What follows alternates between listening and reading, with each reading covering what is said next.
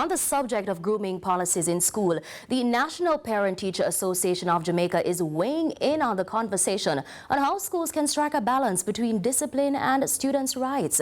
Zog Grant has the details. The first day of school is supposed to mean new books, new pens, crisp uniforms, and eager faces. Instead, for some students on Monday, it meant being locked out at the school gate because of tight pants, unsuitable hairstyles, and even the wrong pair of shoes.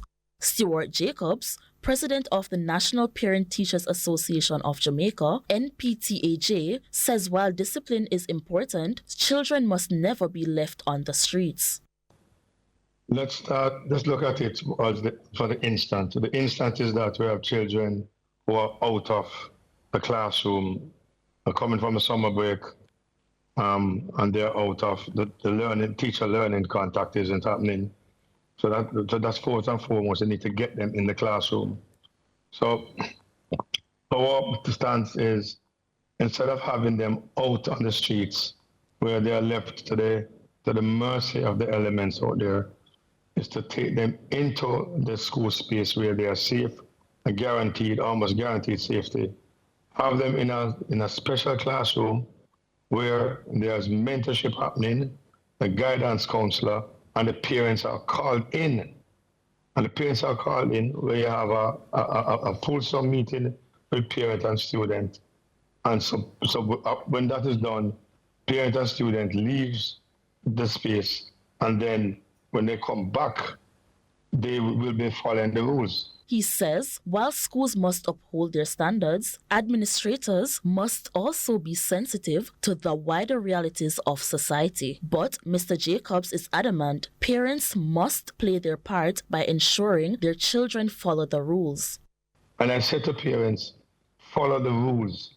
If the rule exists that you do not dress a particular way, you do not groom your hair a particular way, follow the school rules and await the wisdom that comes along with patience to have this either adjusted, changed, or you have a choice to change your child from that school. Looking ahead to the next school term, Mr. Jacob says he hopes this issue does not persist. Responding to critics who argue that lockouts deny students access to learning, he countered that the practice instead teaches accountability, pointing out that, just as in adulthood, breaking rules carries consequences. It's teaching them. Teaching that when you become an adult and you break the civic law, you're going to be punished. The Parent Teachers Association president also dismissed claims that the issue is linked to ethnicity, and in response to calls for a more modern approach to discipline, he cautioned against imitating foreign systems. I'm dismissing it because there's no proof. There's none of the schools that have said that these breaches are based on any ethnic culture. They have not said it. What they have said is that they have their standards. Be cautious. Be cautious. And who you're following? Who are you trying to copy?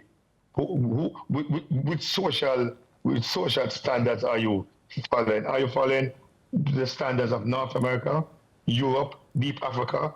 What are you following? Why don't we create for ourselves our own social culture? Zog Grant reporting for CVM News.